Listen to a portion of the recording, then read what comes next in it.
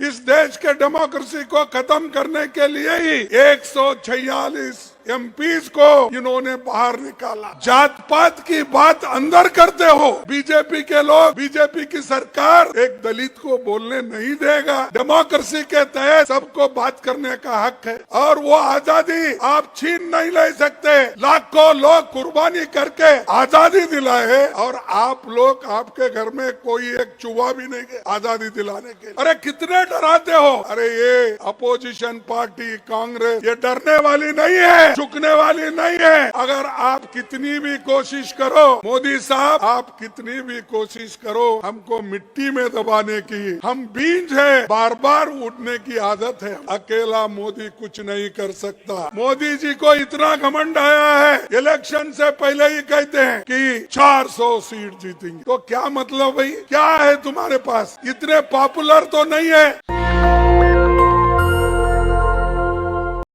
मंच पर थोड़ा पहले शांति से सुनो, फिर उसके बाद जोर से तालियां बजाओ। मंच पर बैठे हुए नेता राहुल गांधी जी, पवार जी, येचुरी जी, डी राजा जी, शिवाजी, डीएमके के नेता, आरजेडी के नेता और जेडीयू के नेता और बहुत से हमारे इंडिया अलायंस पार्टी के जो भी नेता यहाँ बैठे हैं, क्षमा चाहता हूं, मैं सबका नाम नहीं ले सकता समय के अभाव से। मैं इतना ही कहूंगा कि आज इंडिया अलायंस के सभी नेता यहाँ पर आए, अपनी बात रखे, इसीलिए मैं उनका सबका धन्यवाद करता हूं। ये इंडिया अलायंस क्यों बना? इंडिया अलायंस इसलिए बना जो मोदी जी, शाह, इन्होंने डेमोक्रेसी को खत्म करने का एक बीड़ा उठाया है। देश के संविधान को खत्म करने का इन्होंने बेड़ा उठाया है।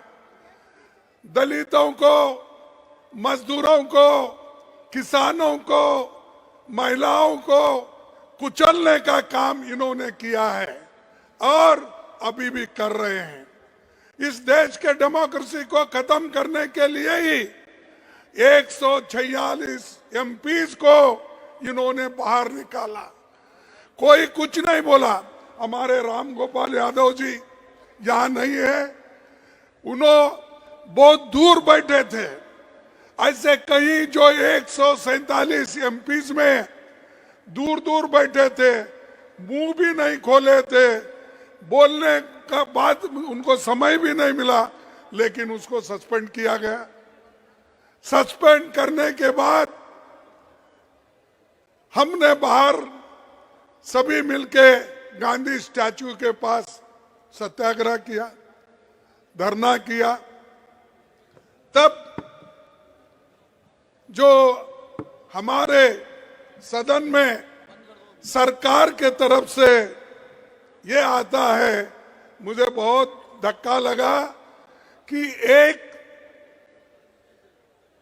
संविधान के उच्च पद पे बैठते हैं ऐसे लोग कहते हैं कि मैं एक फलाना जाति का आदमी हूं, इसीलिए मुझे इंसल्ट कर रहे हैं। अरे अगर आप देश के संरक्षक करने का अधिकार लिए हैं, संविधान के तहत आप चलने का वायदा किए हैं, तो आप जात पात की बात अंदर करते हो और जात पात पे चलने की बात करते हो। अगर आपकी हालत यही है तो मेरे जैसे दलित की हालत क्या होगी? मैं जब उठता था, सदन में उठता था बात करने के लिए, आपके तरफ आवाज उठाने के लिए, तो उस वक्त कभी मुझे मौका नहीं मिलता था।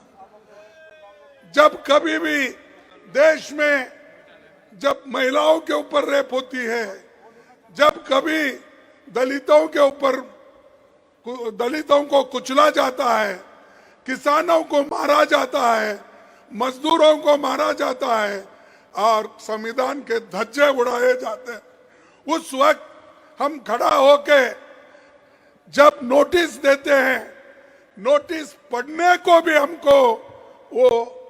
हमको परमिशन नहीं दिए। तो मैं ये क्या कहूं कि ये बीजेपी के लोग, बीजेपी की सरकार एक दलित को बोलने नहीं देगा, ऐसा मैं कहूं? अरे ये तुम संविधान के पद पे बैठे हो और तुम रोते हो। अरे संविधान चलाओ, संविधान के तहत, डेमोक्रेसी के तहत सबको बात करने का हक है और वो आजादी आप छीन नहीं ले सकते। वो आजादी हमको मिली है जवाहरलाल नेहरू से, वो आजादी हमको मिली है महात्मा गांधी से, वो आजादी हमको मिली है डॉक्टर अंबेडकर से। इन्होंने तैयार करके दिया, लाखों लोग कुर्बानी करके आजादी दिलाए है और आप लोग, आपके घर में कोई एक चूहा भी नहीं गया आजादी दिलाने के लिए, है गया? और वो हमको कहते हैं देश को ये बर्बाद कर रहे अपोजिशन के लोग, देश को ये लोग यहाँ पर डेमोक्रेसी नहीं चलने देते, ये कहते हैं। सबको बाहर निकाले आप, सभी एमएलएस को, सॉरी सभी एमपीज को आपने बाहर निकाला और सभी कानून अनअपोज्ड आपने पास कर लिया। 3 क्रिमिनल कानून ऐसे हैं, आगे आने वाले दिन में वो सारे सिटीजन्स को सताएंगे। अच्छे कानून को हम स्वागत करते हैं, किसानों के लिए भी ऐसा ही किया, मजदूरों के लिए भी ऐसे ही कानून लाए। तो इसलिए भाइयों हमको लड़ना है और ज्यादा से ज्यादा एक होकर हमको लड़ना है। तो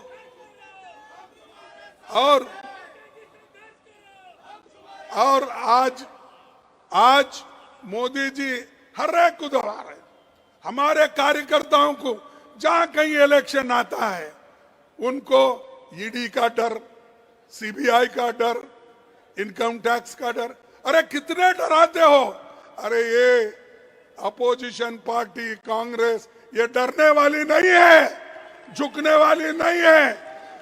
अगर आप कितनी भी कोशिश करो, आप मोदी साहब आप कितनी भी कोशिश करो हमको मिट्टी में दबाने की, हम बीज हैं, बार बार उठने की आदत है हमको।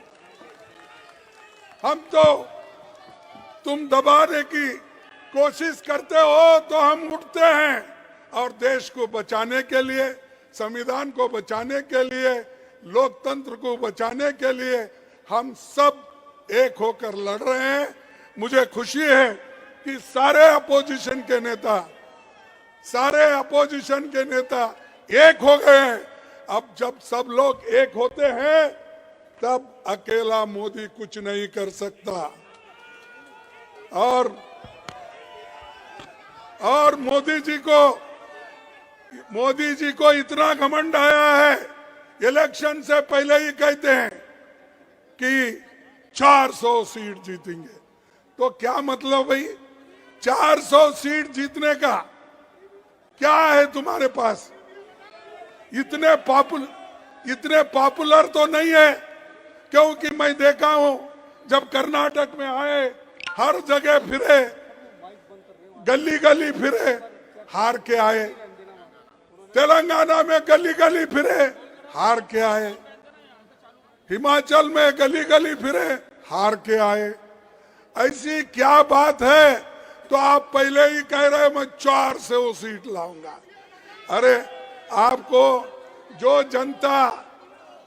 जनता आपको सत्ता में बिठाई है वो जानती है कि आपको सत्ता से कैसा बाहर निकालना, नीचे गिराना।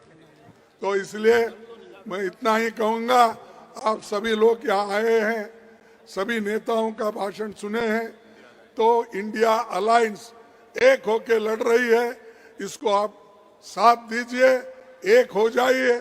और मैं सभी मीडिया से भी अपील करता हूं, जो सच है वो तो बताइए, जो सच है वो तो कहिए, जो सच है वो तो लिखिए।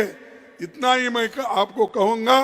और आप सभी को, युवाओं को, और जो ये अनएम्प्लॉयमेंट का प्रॉब्लम है, जैसा राहुल जी ने कहा, और इन्फ्लेशन का कीमतें बढ़ रही है, इसके बारे में हमको ज्यादा सोचना है।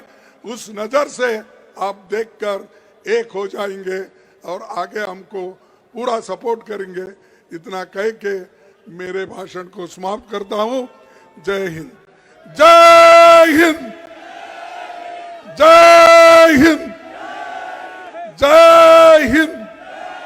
धन्यवाद। नेशनल दस्तक की आपसे गुजारिश है कि अगर इसको बचाना चाहते हैं तो नेशनल दस्तक को सब्सक्राइब करने के लिए रेड कलर के सब्सक्राइब बटन को दबाएं, फिर बेल आइकन की घंटी दबाएं। नेशनल दस्तक को बचाने के लिए बहुत जरूरी है कि हर खबर को शेयर करें, लाइक करें, कमेंट जरूर करें।